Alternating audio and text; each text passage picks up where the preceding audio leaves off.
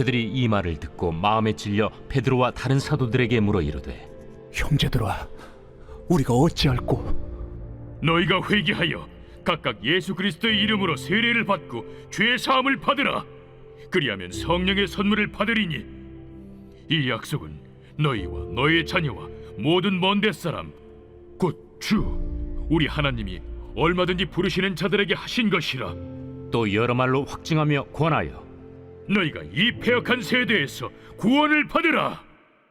그 말을 받은 사람들은 세례를 받음에 이날에 신도의 수가 3,000이나 더하더라.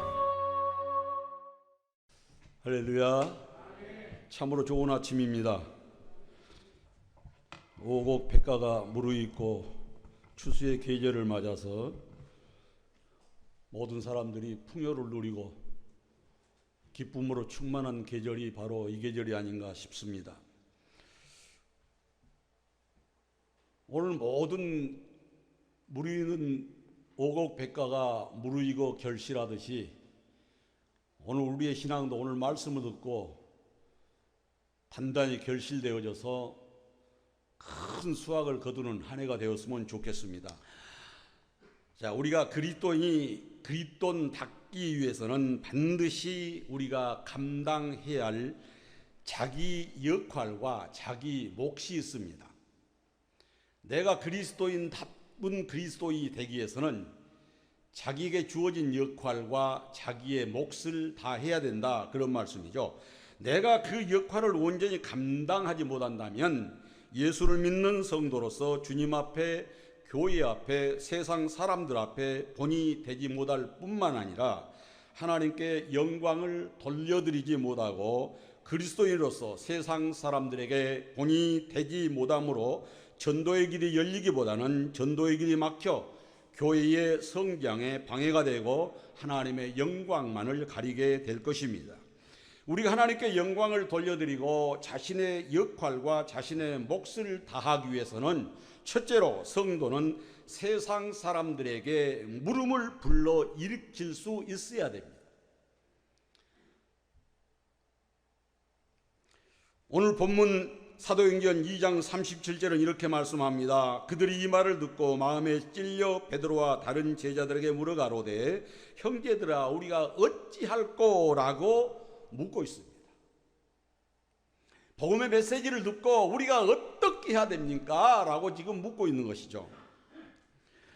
자, 성도란 세상 사람들의 마음에 울림을 주고 구원을 향한 물음과 열망을 불러 일으켜 줄 수 있어야 됩니다.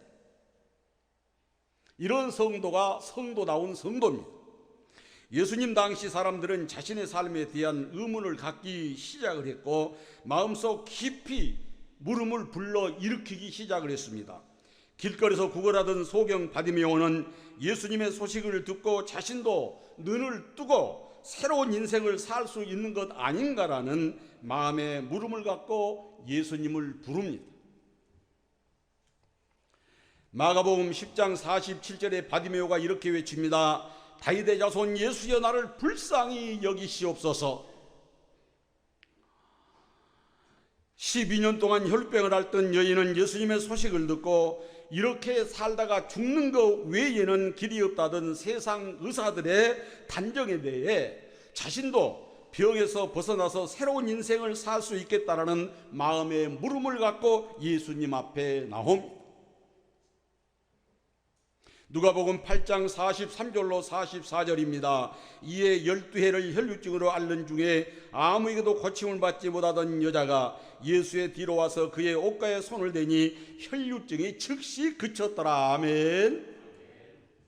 피를 질질 흘리면서 피를 쏟고 살았던 여인이 바로 마음의 깊은 울림과 물음을 갖고 예수님 앞에 나왔을 때에 예수님의 옷가에 손을 만져 병을 치료받는 사건이 바로 누가복음 8장 43절로 44절의 말씀입니다.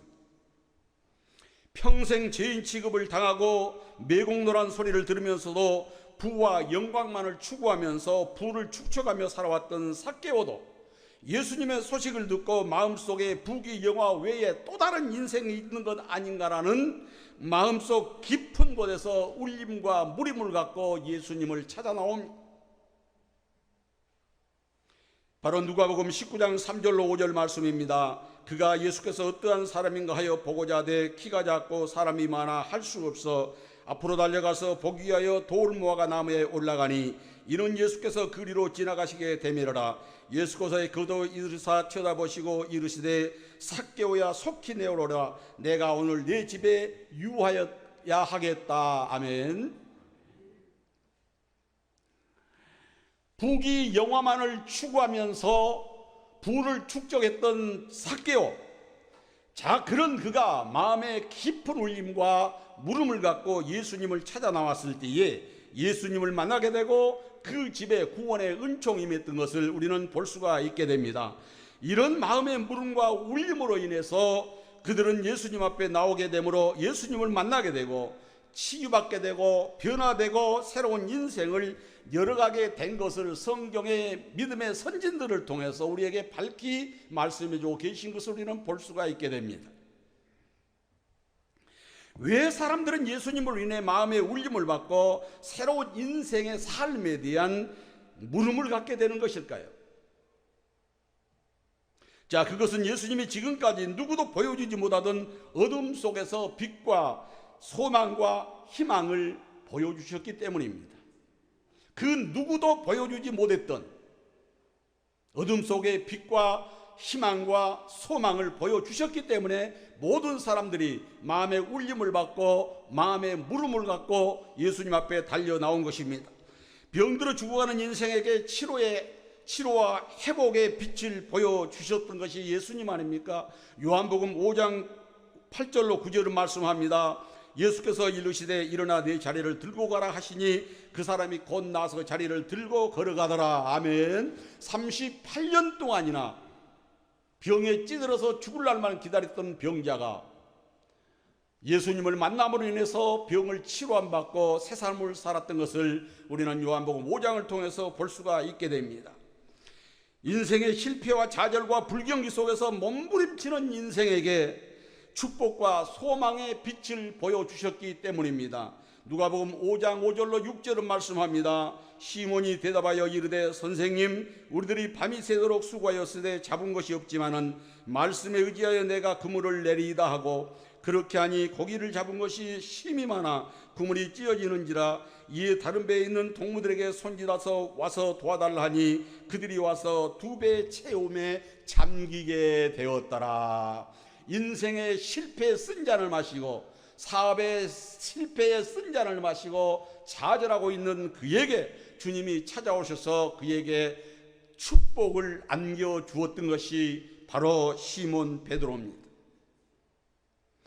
주변 사람들에게 죄인이라고 손가락질을 당하고 따돌림을 받는 사람에게 죄사함과 은총의 빛을 보여주셨기 때문입니다. 누가복음 5장 20절은 말씀합니다. 예수께서 그들의 믿음을 보시고 이르시되 이 사람아 네 죄사함을 받았느니라. 중풍병으로 사지가 마비되어서 움직이지 못한 사람, 많은 사람들은 이 사람이 죄를 졌기 때문에 저 병에 걸렸다라고 다 따돌림을 당했습니다. 그런 그에게 예수님은 그를 만나주시고 그의 죄를 사해 주시고 육신의 질병을 치료해 주셨습니다. 멸시와 천대를 받고 살 소망이 없는 사람에게 살아야 할 이유와 미래의 소망과 빛을 보여주셨기 때문입니다. 요한복음 4장 28절로 29절은 말씀합니다. 여자가 물동이를 버려두고 동네로 들어가서 사람들에게 이르되 내가 행한 모든 일을 내게 말한 사람을 와서 보라. 이는 그리스도가 아니냐. 남편 5을 6을 두면서도 만족하지 못한 삶을 살았던 수치와 멸시와 경멸의 대상이었던 이 여인, 예수님을 만남으로 인하여 모든 사람들과 화합을 이루게 되고 어둠 속에서 빛 가운데로 나오는 것을 우리는 볼 수가 있게 됩니다. 이처럼 병들어 좌절하고 절망 가운데 죽어가는 사람에게, 가까운 이웃들에게 멸시와 경멸의 대상이 된 사람에게, 인생의 실패를 통해서 삶의 시리에 빠져 있는 사람에게, 모든 사람이 등을 돌려 외톨이가 된 사람에게 화합의 빛을 비춰주셔서 새로운 인생을 살아갈 수 있는 길을 열어주신 것이 예수님입니다.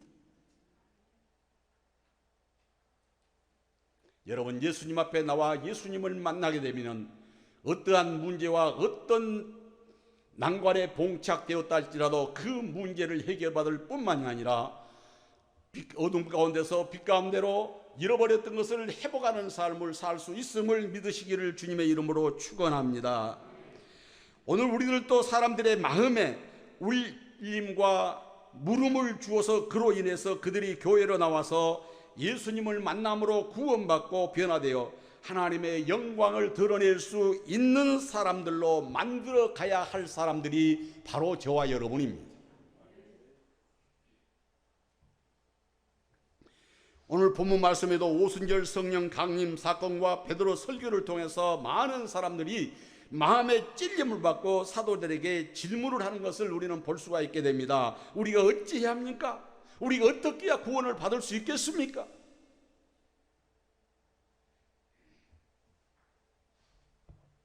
성도들은 세상 사람들로 하여금 반드시 이 물음을 불러 일으킬 수 있도록 마음의 울림이 일어나도록 만들어야 합니다. 이것이 성도들이 해야 될 사명입니다. 그리고 그들의 마음에 깨달음을 수여하고 길과 방향과 해답을 제시해 줄 수 있어야 됩니다. 우리나라의 선교사들을 통해서 처음 교회가 세워졌을 때도 교회를 향해서 예수 믿는 성도들을 향해서 끊임없는 호기심과 경계심과 의문의 물음을 던지기 시작했습니다. 왜 저 사람들은 저렇게 핍박을 받으면서도 두려워하지 않고 위축되지 않고 오히려 당당하게 교회를 들락날락하면서 교회를 떠나지 않고 신앙을 포기하지 않는 것인가? 우리나라의 초창기 교회, 예수 믿는 사람들을 향하여 믿지 않는 사람들이 가졌던 가치관입니다. 무엇이 도박에 빠져 살던 사람들에게 도박을 끊게 하고 주색을 끊게 하고 기생집의 발길을 끊게 하고 열심히 교회를 들락거리게 하는 것인가?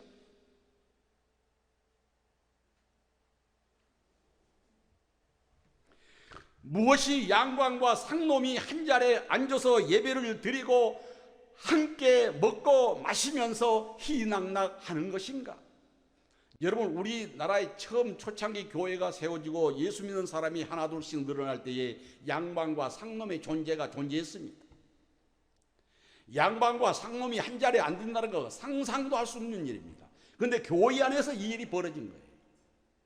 한자리에 앉아서 예배를 볼 뿐만이 아니라 같이 먹고 마시면서 희낙낙 즐거워했습니다.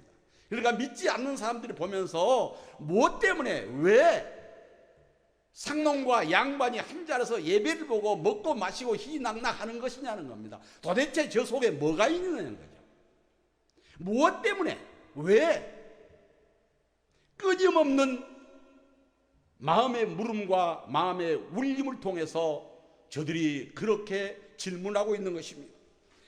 무엇이 부모도 할아버지 못하던 불효자식이 변해서 부모에게 효도하며 살게 하는 것인가? 마음의 울림과 울림을 갖고 저들을 바라보며 살게 만들었던 것이 초대교회요, 초대교회의 성도들의 삶이었습니다. 사람들의 마음에 무엇인가 찔림을 받고 자신을 돌아보고 삶의 새로운 질문을 갖는다는 것은 변화될 준비가 되었다는 반증이 아닙니까? 여러분, 내가 변화되려면 뭔가 내가 느껴지고 깨달아지고 찔림이 있어야 됩니다. 찔림이 있고 느껴지고 이래야 변화가 있지, 그렇지 않고는 변화가 있을 수 없어요.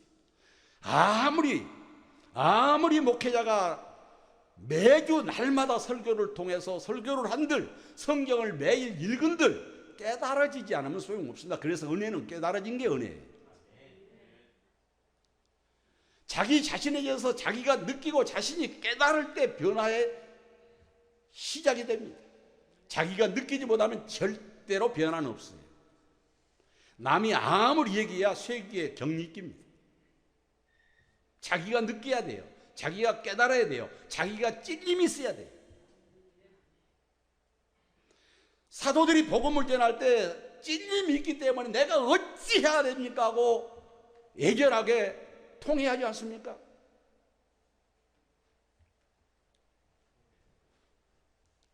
오늘날 여러분도 듣는 얘기입니다만은 믿는 사람이나 믿지 않는 사람이나 오늘 한국 교회를 향하여 이구동성으로 말하는 것이 무슨 얘기입니까? 교회 위기라는 겁니다. 교회가 위기다. 여러분, 왜 교회가 위기라고 그럴까요? 여러분 자신들 한번 생각해 보세요. 왜 교회가 위기 상황인가? 자, 사람들이 교회와 성도들의 삶의 모습을 통해서 자신의 모습을 돌아보고 삶의 물음을 가져야 하는데, 오히려 교회를 향해서, 성도들을 향해서 비난하고 비웃고 손가락질하고 저게 무슨 교회냐, 저게 무슨 예수 믿는 사람이냐 하고 있는 실정이 오늘 이 시점 아닙니까? 저게 무슨 교회냐, 저게 무슨 예수 믿는 사람이냐, 믿지 않는 사람들이 이렇게 외치고 있습니다.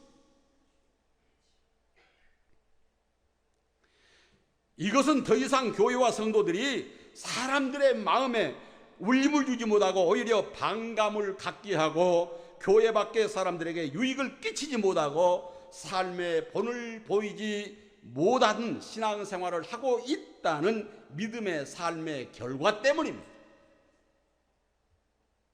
여러분, 사도행전 2장 47절은 뭐라고 말씀합니까? 온 백성에게 칭송을 받으니 주께서 구원받은 사람을 날마다 더하게 하시더라 그랬습니다. 여러분, 나가서 입을 열어서 전도하는 것도 중요합니다만은 삶으로 보여주는 것 대단히 중요합니다. 초대교회 성도들이 바로 삶으로 보여줬기 때문에 모든 국민들로 하여금, 백성들로 하여금 칭송을 받음으로 인하여 하나님께서 구원받는 수를 날마다 더하게 만들었다라고 사도행전 2장 47절은 말씀하고 있습니다. 여러분, 우리나라에 처음 세워졌던 교회와 성도들에게는 반감이 아니라 호감을 갖고 왜라는 물음을 끊임없이 던졌던 것과는 정반대의 현상의 결과가 오늘 나타나고 있습니다. 처음 세워졌던 교회, 처음 예수 믿었던 성도들을 향해서는 항상 그들이 끊임없이 물음을 던졌습니다. 왜 저 핍박 가운데서도 신앙생활을 포기하지 않고 두려워하지 않고 신앙생활을 하고 있는가? 왜 저들은 양반과 상놈이 한 자리에 앉아서 먹고 희낙낙하는 것인가? 왜 무엇 때문에 부르자식이 변해서 효도하는 자식이 되는가? 무엇이 도박에 미쳐 주색잡기에 빠져있던 사람이 변해서 효도하는 사람으로 되었는가? 항상 물음을 가졌다라는, 마음의 울림을 가졌다라는 겁니다. 그런데 오늘날 교회와 성도들을 향해서 반감을 갖고 있습니다.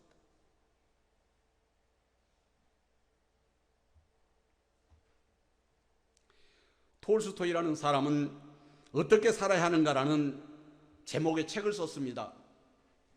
이 책은 톨스토이 자신이 평생 가졌던 마음의 물음에 대한 답을 짧은 이야기들을 통해 풀어낸 내용의 책입니다. 자, 그런데 톨스토이가 이 제목으로 글을 쓰게 된 것은 성경을 읽다가 마음에 깊은 감동을 받고 자기 인생에 대한 구원의 물음을 갖게 되면서 쓰기 시작했다라고 얘기를 합니다.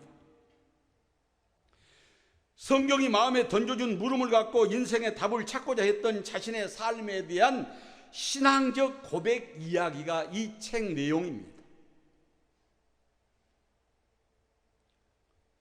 여러분, 신앙생활에 믿음이 살아있는 성도는 사람들의 마음에 찔림과 울림을 주고 물음을 불러 일으킬 수 있는 사람이 살아있는 신앙생활을 하는 성도입니다. 성도라고 하면서 아무런 영향력을 끼치지 못한다면 점검을 한번 해야 됩니다. 내가 정말 성도다운 성도인가? 내가 정말로 그리스도인다운 그리스도인인가? 여러분 한번 생각해 보세요. 주변에 친한 사람들과 만날 먹고 마시고 출교해도 한 사람을 전도하지 못하는 내 모습, 참다운 성도일까요?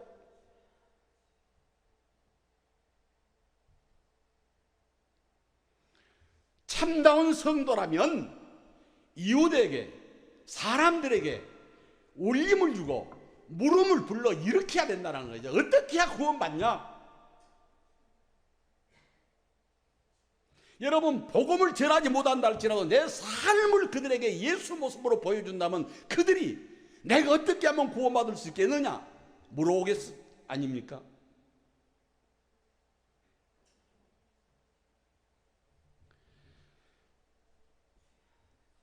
오늘 본문 말씀에서 베드로는 사람들의 물음에 대해서 분명한 답을 제시해 주고 있습니다. 첫째로 회개하라는 것입니다. 자, 회개란 헬라어로 메타노이아라고 하는데 이는 방향을 전환한다라는 의미를 담고 있습니다. 사람들은 일반적으로, 성도들도 그렇죠, 일반적으로 회개하면 눈물을 흘리면서 통곡하고 잘못을 반성한 것으로 회개라고 생각을 합니다마는, 그러나 회개란 그게 아닙니다. 울고 불고 반성하는 게 회개가 아니에요. 자, 회개란 방향을 돌이키는 의지적 행동을 말합니다. 방향을 돌이키는 의지적 행동. 제가 제 고향인 완도를 가려고 출발했는데 가다 보니까 강원도 방향으로 가고 있습니다. 자, 이렇게 되면 가면 갈수록 원하는 목적지와는 더 멀어집니다. 그런데 가면서 길을 잘못 들었으면 길을 내가 잘못 들었구나, 왜 이렇게 어리석게 판단했을까 하고 후회를 하면서 계속 갑니다. 그래도 멈추지 않고 방향을 전하지 않으면서 계속 가면 아무리 후회를 하고 한다 할지라도 목적지와는 더욱더 점점 멀어질 수밖에 없습니다. 자, 이 얘기는 뭔 얘기입니까? 회개란 가던 길을 멈추고 올바른 방향과 올바른 목적지를 향해 돌아서서 의지적 결단을 내리고 가는 것입니다. 이것이 회개예요. 그저 죄 짓고 술 먹고 방탕하고 주여 잘못했습니다, 또 돌아서서 또 술 먹고 방탕하고, 이게 회개가 아니라는 거죠. 방향을 확실하게 의지적으로 결단을 내리고 돌아서서 가는 것이 회개입니다.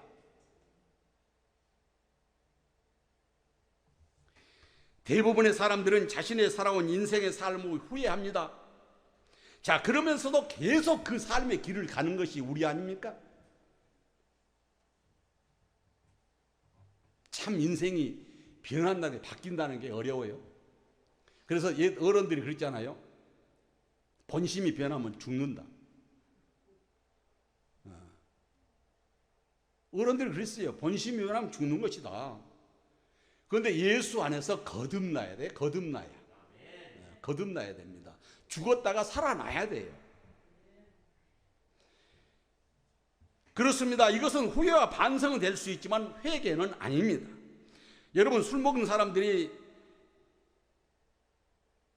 과음하고 하루 종일 꼼짝도 못하고 경험들이 있을 거예요. 저도 그런 경험 있어요. 하루 종일 음식도 먹지 못하고 꼼짝 못하고 뒹굴뒹굴 하다가 아이고 내가 이러면 이제 안 먹어야지.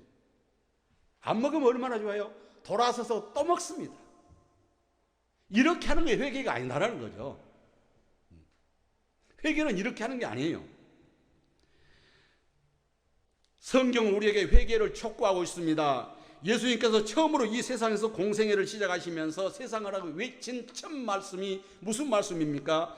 자, 마태복음 4장 17절에 이렇게 외치십니다. 이때보다 예수께서 비로소 전파하여 가라사대 회개하라 천국이 가까워졌느니라 하시더라. 아멘.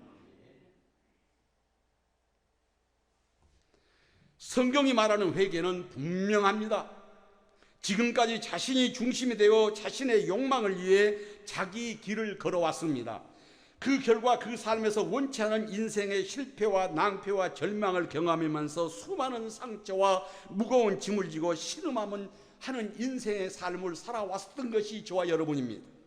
이런 인생의 주님이 찾아오셔서 하나님의 살아계심과 그 영광을 보여주셨지 않습니까? 그리고 주님을 받아들이고 그 길을 따르면 전혀 다른 인생이 있음을 가르쳐 주셨습니다. 마태복음 11장 28절을 말씀합니다. 수고하고 무거운 짐진 자들아 다 내게로 오라. 내가 너희를 쉬게 하리라. 실패의 무거운 짐, 질병의 무거운 짐, 소외됨의 무거운 짐, 어떠한 무거운 짐이라도 주님 앞에 지고 나오면 주님이 받아주심으로 가벼운 삶을 살 수가 있습니다. 성경의 회개하라는 말씀은 이제 자신의 주장을 내려놓고, 자기의 주장을 내려놓고 주님을 인생의 주인으로 받아들여라, 그 말씀입니다. 우리 또한 내 믿음의 삶으로 인해서 누군가의 마음에 울림을 전해줄 수 있어야 합니다. 우리 교회로 인해서, 성도들로 인해서 누군가 마음의 감동을 받고 구원을 향한 물음을 가질 수 있도록 저와 여러분이 노력하고 또 노력해야 됩니다.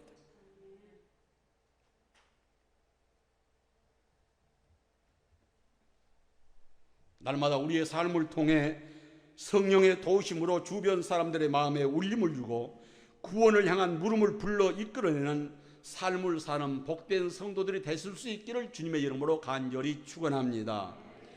두 번째로, 성도는 그 물음에 대한 길과 답을 제시해 줄 수 있어야 됩니다.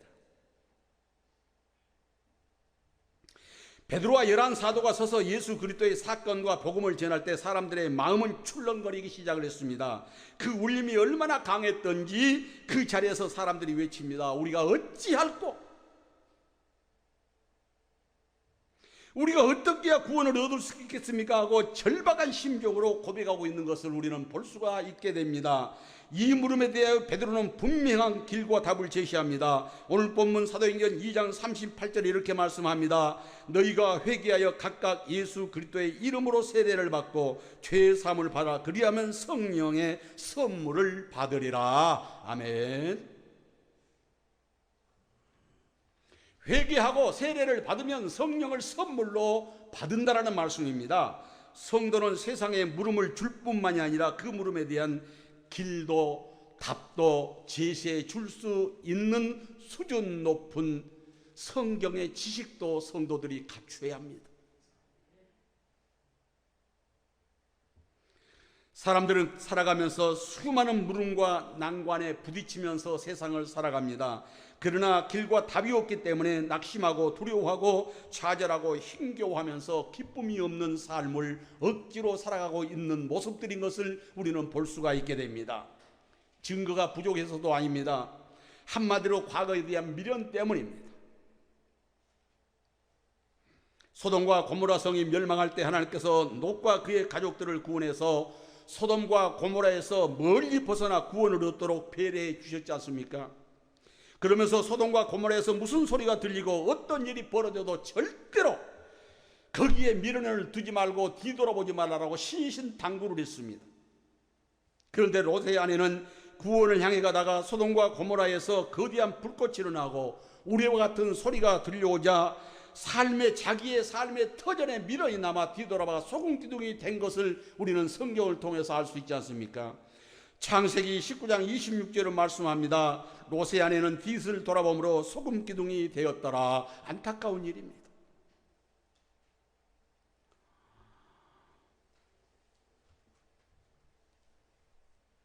세상 삶에 지나친 애착을 갖게 되면 멸망할 수밖에 없습니다.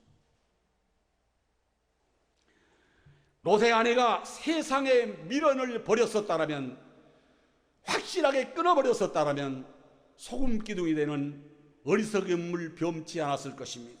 그러나 자기의 삶에 세상 가치관에 미련이 남아 뒤돌아보므로 소금기둥이 되고 말았던 것입니다. 주님은 자신을 따르고 믿고 제자가 되려고 하는 성도들을 향해서 분명하게 말씀하시면서 결단을 촉구하신 것을 우리는 마태복음 16장 24절을 통해서 알 수 있습니다. 예수께서 제자들에게 이르시되 아무든지 나를 따라오려거든 자기를 부인하고 자기 십자가를 지고 나를 쫓을 것이니라. 할렐루야.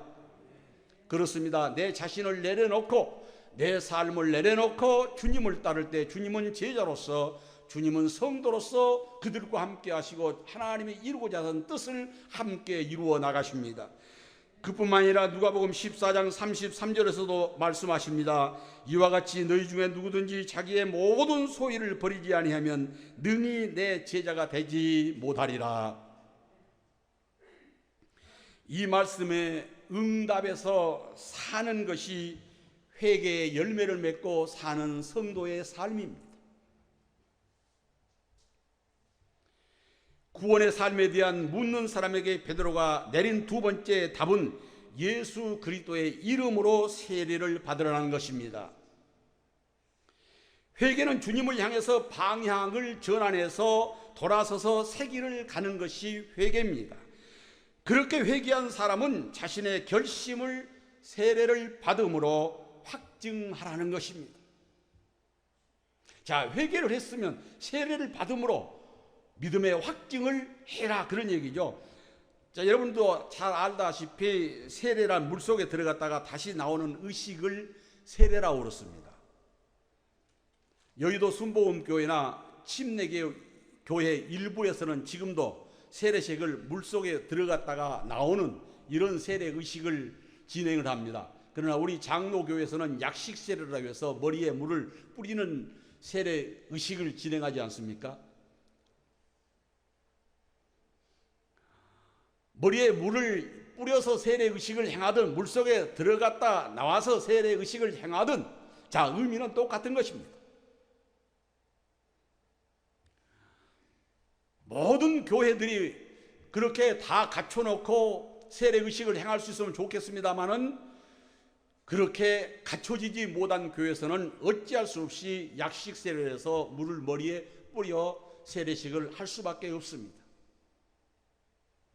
자, 이 세례식은 나는 이제 나 중심의 옛 삶에 대해 죽고 주님을 중심으로 새로운 삶을 살기로 결심했습니다 라는 믿음의 결단에 대한 의식입니다. 자, 여러분은 다 세례 교인입니다. 세례를 다 받았습니다. 세례 받으면서 이러한 결단을 하면서 세례를 받았을 것입니다. 그렇다면 과연 세례 받으면서 그렇게 결단했던 삶을 지금 살고 있는지요?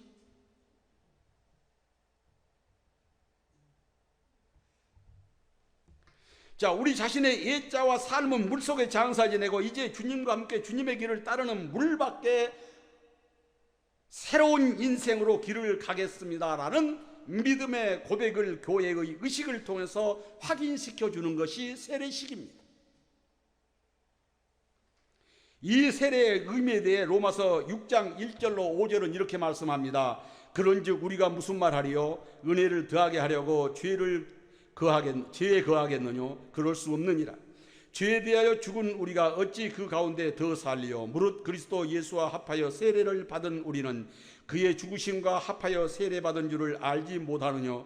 그러므로 우리가 그의 죽으심과 합하여 세례를 받음으로 그와 함께 장사되었나니 이는 아버지의 영광으로 말미암아 그리스도를 죽은 자 가운데서 살리심과 같이 우리로 또한 새 생명 가운데서 행하게 하려 함이니라. 만일 우리가 그의 죽으심을 본받아 연합한 자가 되었으면 또한 그의 부활을 본받아 연합한 자가 되리라. 아멘. 회개가 삶의 방향 전환이라면 세례는 방향을 전환한 삶의 내용입니다. 회개에서 방향을 전환했다면 세례는 삶의 내용이다, 그런 얘기입니다. 자, 회개를 한 사람은 이제 세례자로 살아야 합니다. 자신이 주인이 되고 자기의 길을 가던 삶에 대해서 완전히 죽어야 합니다. 완전히 자기는 죽어야 돼요. 나는 죽고 주님만 살아야 됩니다. 자, 그리고 예수님을 주로 받아들여 주님의 길을 가며 그분의 은혜로 열려지는 삶의 길을 살아야 합니다. 이것이 세례자의 삶입니다. 세례 받은 사람의 삶이라는 거죠. 마지막으로 베드로는 회개하고 세례를 받으면 주어진 하나님의 선물에 대해서 오늘 본문 말씀 38절에 말씀합니다. 성령을 선물로 받으리라. 할렐루야. 성령은 예수님을 대신해서 보혜사로 오셨고 예수님이 친히 십자가와 부활을 통해 성취하신 하나님의 영광을 우리 가운데 실현하기 위해서 오신 하나님의 영이 성령입니다.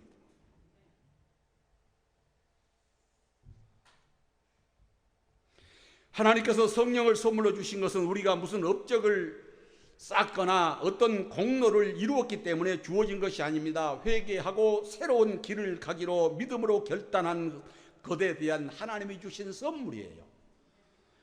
회개하고 세례받고 결단해서 새로운 삶으로 살게 한 우리에게 선물로 주신 선물이 바로 성령입니다.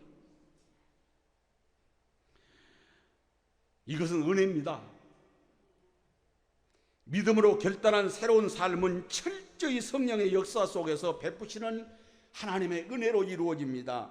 은혜로 거듭나고, 은혜로 치유받고, 은혜로 변화되고, 은혜로 새로워지고, 은혜로 세상을 이기고, 은혜로 하나님이 기대하시는 열매를 맺고, 은혜로 세상을 변화시키는 하나님의 역사를 이루어가기 위해서 성령을 선물로 주신 겁니다. 그래서 로마서 5장 1절로 2절에서 이렇게 말씀하지 않습니까? 그러므로 우리가 믿음으로 의롭다 하심을 얻었은즉 우리 주 예수 그리스도로 말미암아 하나님으로 더불어 화평을 누리자. 또한 그로 말미암아 우리가 믿음으로 서 있는 이 은혜에 들어감을 얻었으며 하나님의 영광을 바라고 즐거워하느니라. 아멘. 그리고 하나님은 성령을 통해 주님의 모든 영광을 은혜로 값없이 주신 것입니다. 이것이 구원의 삶 아닙니까? 오늘 본문 40절에서 말씀하시기를 베드로는 확신에 차서 이렇게 말씀하고 있습니다.